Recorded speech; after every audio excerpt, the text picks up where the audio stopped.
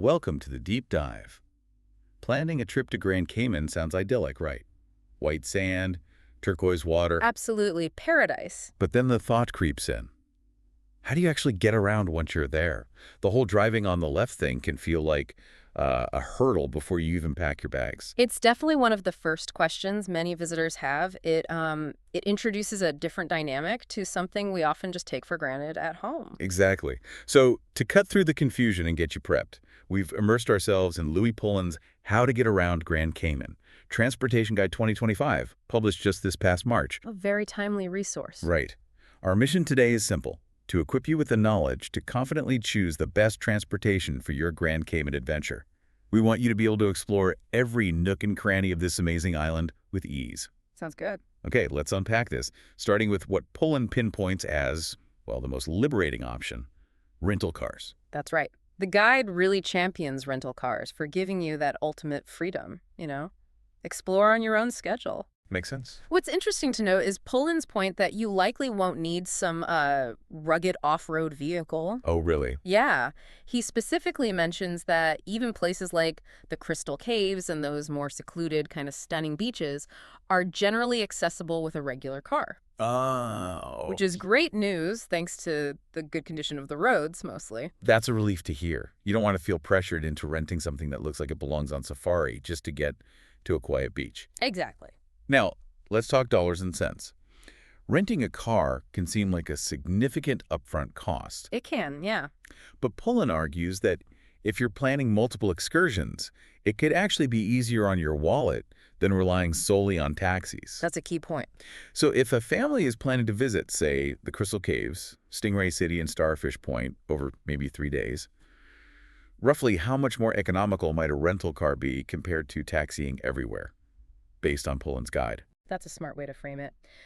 While the guide doesn't give, exact comparisons for those specific trips, it does provide price ranges that help us estimate. Okay. You're looking at economy cars starting around, $45 a day? Right. If you were to taxi to each of those locations, you'd likely be facing individual fares each way, which could quickly add up to significantly more than the daily rental cost, especially for a family. Good point. Plus, the flexibility of having the car for multiple days also allows for those spontaneous stops, discoveries that taxi fares wouldn't easily accommodate. Very true.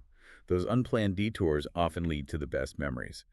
The guide also gives us some specific price points. Economy from $45 a day, mid-size in the $65 to $85 range. Yeah. And then your SUVs and luxury vehicles anywhere from $120 to upwards of $250 per day. Yeah. He mentions a Chevy Tahoe as a prime example in that top tier. So quite a range. Yeah, it gives you a real spectrum to consider based on your needs and budget. And here's a tip straight from Pullen: book your rental car early. Always good advice. Apparently, you can often lock in better rates, and even better, keep checking those prices. If they happen to drop, you can usually cancel and rebook. Oh, that's useful. Plus, he reassures us that for most of what Grand Cayman has to offer, an economy car should be perfectly adequate.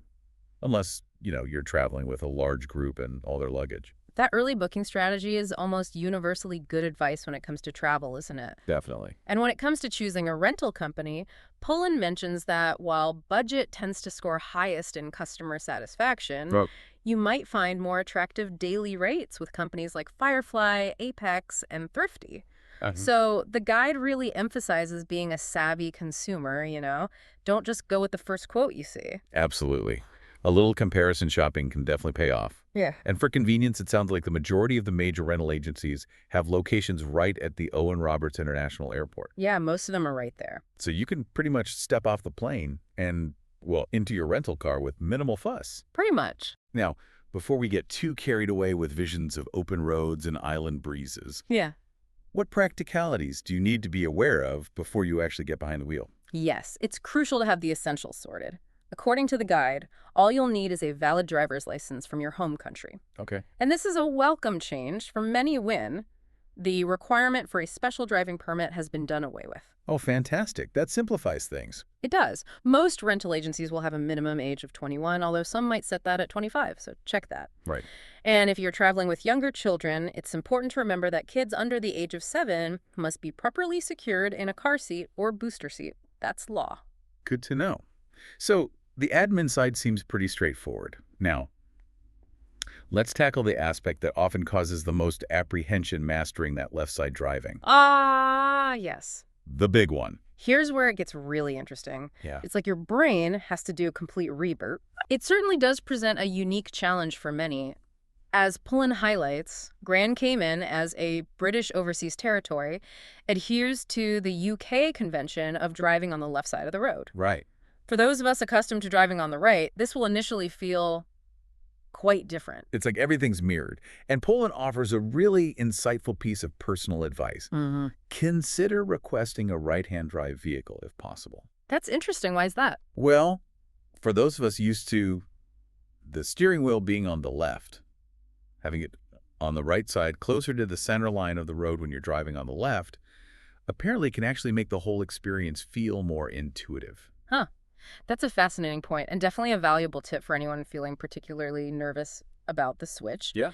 However, the guide also reassures us that driving a left-hand drive vehicle, which, as we know, is the standard in the U.S., is also very doable. Many people who live on the island, including expats, navigate just fine in left-hand drive cars. Ultimately, it comes down to your personal comfort level, and it's good to know that both types of vehicles are generally available for rent. That's reassuring. So regardless of the car's configuration, it's an adjustment we can make. And Poland even injects a bit of encouraging humor, suggesting that while the first day might feel a little strange, by the third day, you'll supposedly be navigating like a local. We'll have to take his word for it. Fingers crossed. Now, beyond the mechanics of which side of the road to be on, what about the general driving atmosphere? Is it chill or... That's an important aspect to consider. Poland emphasizes the need for defensive driving. Yeah. You'll likely encounter a real mix of driving styles. Oh. Yeah, from cautious tourists who are still, getting their bearings, to locals who are very familiar with the roads and might drive with a bit more assertiveness. Okay. Confident locals versus tentative tourists. Got it. Pretty much. And there's even a bit of local color thrown in. Poland mentions a local saying, "Beware the Honda Fit." Oh, really? The Fit. Apparently, these small cars have a bit of a reputation for, well, spirited driving. Ah, okay. It's a funny anecdote that also underscores the importance of staying alert and not making assumptions about what other drivers might do. Exactly. A relaxed yet attentive approach is definitely the way to go. Now let's get into some specifics, especially those ubiquitous roundabouts. Ah, yes, the traffic circles that can induce a bit of panic. What's the fundamental rule we need to remember? The cardinal rule, according to Poland, is to always yield to traffic that is already circulating within the roundabout. Yield to traffic in the circle. Got it. Regardless of which exit you think they might take, give way to vehicles already in the flow coming from your right. Okay. And for those multi-lane roundabouts, because those can really add another layer of complexity. Right. Lane selection is key in those situations. The guide advises using the left lane if your intention is to take the first or the second exit. Left lane for first or second exit.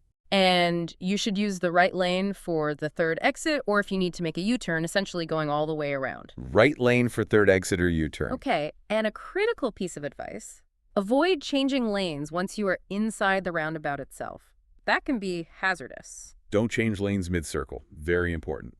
For a more comprehensive understanding, Poland directs readers to the Cayman Residents' Rules of the Road, which is apparently a very helpful local website detailing all the traffic regulations. Good resource. Yeah. Now let's talk about keeping things legal and safe. What speed limits should we be mindful of? In general, the speed limits in Grand Cayman are lower than what you might be used to in many parts of the U.S. Lower, okay. In more congested, busy areas, you'll typically see limits around 30 miles per hour, so that's about 48 kilometers per hour. Right. On most other roads, the limit is usually 40 mile per hour or 64 kilometer hours. And you might encounter 50 mile per hour limits, that's 81 kilometer hours in the more open areas like the East End. 30, 40, 50 mile per hour, depending on the area. But Poland specifically calls out school zones as areas where enforcement is particularly strict. Yes, those school zones sound like you really need to pay attention. Yeah. What's the potential downside if you don't? Like, how strict is strict? Exceeding 30 mile per hour in a designated 15 mile per hour school zone can lead to quite severe penalties, Such as? including the potential loss of your driver's license for a period of 6 to 12 months. Wow. And a minimum fine of CI $200. Yeah. So it's definitely not worth the risk of speeding through those zones. Wow, that's a significant deterrent. Yeah. Definitely something to be very, very aware of. Are there any other unique local driving regulations we should keep in mind? Yes, there are a few worth noting. Left turns at a red light are permissible after you've come to a complete stop, similar to the right on red rule in the US. Left on red after stop. Okay. Seatbelts are mandatory for all occupants of the vehicle. That's standard. Right. Overtaking is strictly prohibited when you see solid white or yellow lines marking the center of the road. No passing zones. And finally, it's crucial to be extra vigilant for local wildlife. Chickens are seemingly everywhere. Seriously? Oh, yeah. Iguanas frequently cross the roads. And you might even encounter a wandering cow, especially in the more rural parts of the island. Chickens, iguanas, and cows. Yeah. Okay, be prepared for anything. So drive defensively, keep an eye out for the local fauna, and be extra cautious around schools and roundabouts. That sums it up pretty well. Got it. Now, for those listeners who might be thinking, driving on the left, absolutely not, what other transportation options does Grand Cayman offer? Let's explore the public bus system. Right. Pullen presents the public bus system as a cost-effective alternative for those who are hesitant about driving themselves, although he does point out that it comes with a few caveats, as he puts it. Okay, caveats acknowledged. Tell us about the bus network itself. How does it operate? Is it complicated? It's actually a relatively straightforward system comprised of 9 distinct color-coded routes. 9 routes, Yeah. color-coded. And all of these routes operate on a hub-and-spoke model, with the central hub located at the main terminal in Georgetown. Okay, hub in Georgetown. Each bus clearly displays its designated route color and number. What's quite unique, though, is that while there are official bus stops, you can actually flag down a bus almost anywhere along its established route. Really? Just wave it down. Yeah, drivers will often even give a little honk to see if you're waiting for a ride. That sounds surprisingly convenient and informal. What about the cost? Is it truly a budget-friendly way to get around? Absolutely. A standard journey on the public bus will cost you just CI $2. $2 Cayman dollars. Which translates to approximately $2.40 USD. Longer trips that involve crossing the Frank Sound Junction will cost CI $3.50. Okay. And even traveling out to more distant destinations like the popular Rum Point will only set you back CI $8. Wow, $8 to Rum Point. That's pretty good. Yeah, if you're looking to keep your transportation costs down, especially if you're staying in the more populated areas, the bus system can be a very economical choice. That's significantly more affordable than a taxi, no doubt. Now, the crucial question: how reliable is the public bus system? Because often, more budget-friendly options can sometimes have, shall we say, unpredictable schedules. That's a very fair question, and Pullen addresses this directly in the guide. Contrary to what some visitors might assume, the public buses in Grand Cayman are generally quite reliable. Oh, good. Particularly on the main routes. While they don't operate on rigid minute-by-minute schedules like you might find in a major city, the service is generally consistent and efficient for getting to most key destinations. So not a strict timetable, but reliable enough. Pretty much. Pullen recommends consulting the Cayman Resident website again for detailed route information and maps if you want to do some advanced planning. Good to know there are resources for route planning. What kind of frequency can you typically expect for the buses? Like, how often do they actually come? The frequency does vary depending on the specific route. For instance, along the very popular 7-mile beach corridor, you can expect buses to come by roughly every 4 minutes during peak travel times. Every 4 minutes. That's frequent. Yeah, on that main stretch.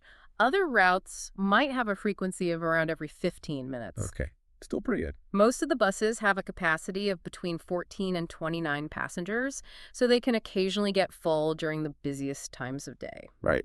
But the generally good frequency means you usually won't have an excessively long wait. Yeah. And because of that hub and spoke system in Georgetown, transferring between different bus routes is usually quite straightforward.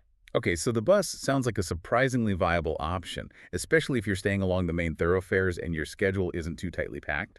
Exactly. Now, let's discuss the other primary option when you'd rather not drive yourself. Taxi services. Right. Taxis are definitely the go-to for convenient door-to-door service without the need to navigate on the left or, familiarize yourself with unfamiliar roads. Total convenience. They offer a level of ease and directness that the other options don't necessarily provide. Where can you typically find taxis when you need one? Are they easy to spot? They are readily available at all the major tourist hubs. You'll find a dedicated taxi dispatcher at the airport to assist you upon arrival. Okay, airport's covered. They are stationed at all the major resorts, and there's also a designated taxi stand at the Georgetown cruise ship dock, primarily catering to cruise passengers. So quite accessible in the primary visitor areas. What about the cost compared to the bus or renting a car for multiple days? Is it much higher? You should anticipate that taxi fares will generally be higher than using the public bus system, Okay. or the daily cost of a rental car if you're using it frequently. However, for those airport transfers, maybe a night out when you prefer not to drive, or for shorter trips where the convenience outweighs the cost, taxis offer significant peace of mind. Makes sense. How would you typically go about hailing or arranging a taxi if you're not at one of those main designated locations? Can you just wave one down? It's probably better to arrange it. Often your hotel or resort will be happy to call a taxi for you. Right. In addition, Poland provides a central taxi dispatch number in the guide, 345-777-7777. 777-7777. Easy to remember. Yeah. By calling this number, you can connect with the island's taxi network and arrange a pickup. That's a very useful number to have handy. What about understanding the fare structure? Is it metered or a set price or... Taxi fares in Grand Cayman are indeed regulated. They have set rates for zones. Okay, regulated rates. However, Poland wisely suggests that it's always a good practice to confirm the estimated fare with the driver before you begin your journey, just to avoid any unexpected surprises at the end of the ride. Good advice anywhere, really. Confirm the price first. Absolutely. For a more reliable estimate of what your trip should cost, the guide recommends downloading the ci.go app, CIGO. Oh, an app. Yeah, apparently it provides official fare calculations. cigo.go is the website. An app for fare estimates that's incredibly helpful for planning and budgeting your transportation costs. Nice. Now, for those listeners who might be looking for a touch of luxury or maybe a more premium travel experience. Right. Poland does mention premium transportation services, such as Royal Limousine Cayman.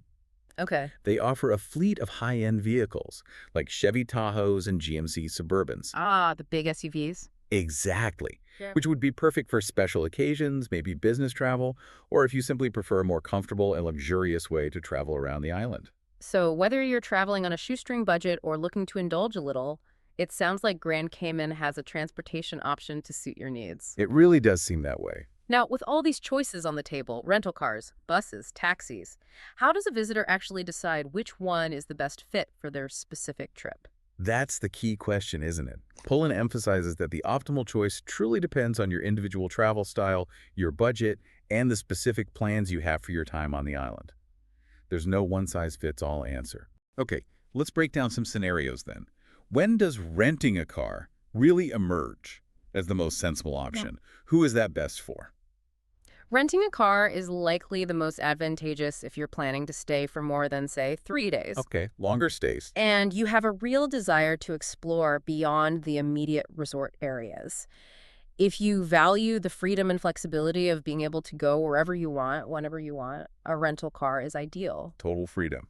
Of course, you also need to be reasonably comfortable with the prospect of adjusting to driving on the left. Right, the driving aspect. And if you're traveling with a family or a larger group, the convenience of having your own vehicle to transport everyone and their gear, that can be a significant plus. Makes perfect sense for those longer, more independent explorations. What about the public bus? When does that really shine as the best transportation solution? The public bus system is a fantastic option if you're traveling on a tighter budget. Budget travel. And you're primarily staying in or around the 7-Mile Beach area, where the bus service is most frequent and comprehensive. It's also a great choice if you have a more flexible schedule and you're open to a slightly less structured mode of transport. Go with the flow type of travel. Exactly. Additionally, it can be a wonderful way to immerse yourself in the local culture and maybe interact with residents. And it's often ideal for solo travelers or couples. So budget-friendly and a good way to experience a bit of local life. Yeah. And finally, when are taxis the preferred mode of transportation?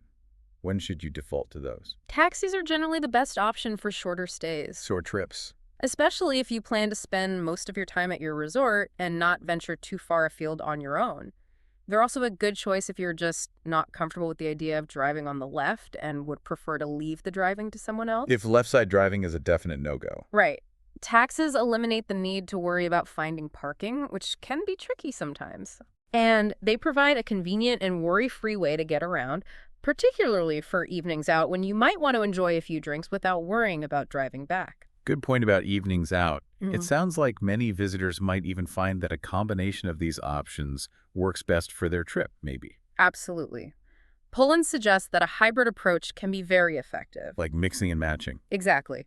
For example, you might choose to take a taxi from the airport when you first arrive, easiest option then. Yeah. Then utilize the public buses for exploring Georgetown during the day. Okay. And perhaps rent a car for just a day or two, specifically for venturing out to more remote attractions like Rum Point or exploring the east end of the island at your own pace. That sounds like a really smart way to balance cost, convenience, and that desire for independent exploration. You get a bit of everything. Precisely. Now, before we wrap things up, Poland's guide also includes a very helpful frequently asked questions section.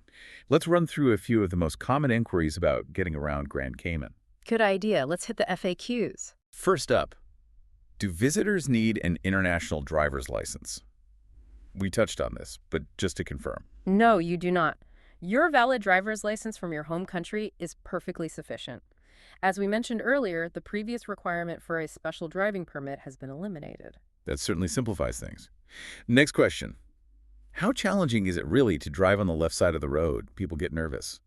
It does require an initial period of adjustment, no doubt, but the vast majority of visitors find that they adapt within a day or two. Just a day or two. Usually, yeah. And as we discussed, opting for a right-hand drive rental car can often make this transition feel smoother, particularly for those coming from countries where you typically drive on the right. Good reminder about that right-hand drive option. What about ride-sharing services like Uber or Lyft? Are those currently available on the island? Can you just pull out your phone and get one? Unfortunately, no. Ride-sharing services such as Uber and Lyft do not currently operate on Grand Cayman. Yeah. Okay, good to know. Traditional taxi services remain the primary on-demand car service available. Good to know, so you're not relying on an app that won't connect. How reliable is the public bus system once again? Just to reiterate. As we touched on, the buses generally run with regularity during the daytime hours, but they don't adhere to rigid, fixed schedules. Right. No strict timetable. The frequency tends to be higher and more consistent along the main routes, like the 7-mile beach strip, and can be a bit less predictable in the more outlying, less traveled areas. Okay. And finally, what about the option of renting scooters or motorcycles for getting around? Is that a thing? Yes, scooter and motorcycle rentals are available on Grand Cayman. But, I sense a but. But it's crucial to remember that the same left-side driving rules apply to these as well.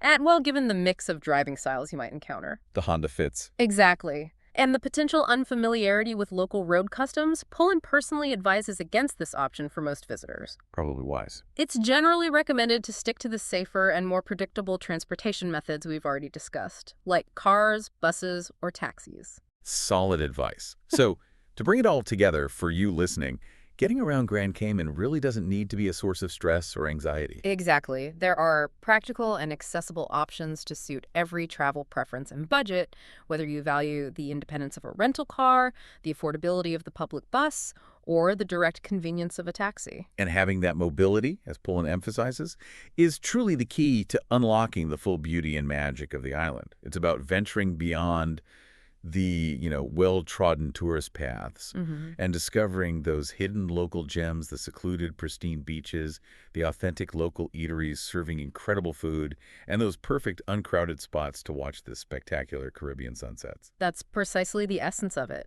Your choice of transportation is ultimately the vehicle, quite literally, for the real adventure that awaits you in Grand Cayman. So, as you're making your plans for your Grand Cayman escape, take a moment to really consider, what kind of adventure do you envision for yourself? How will you navigate this stunning island? And what secret corners will you uncover? The road or the bus route or the taxi ride is waiting to take you there.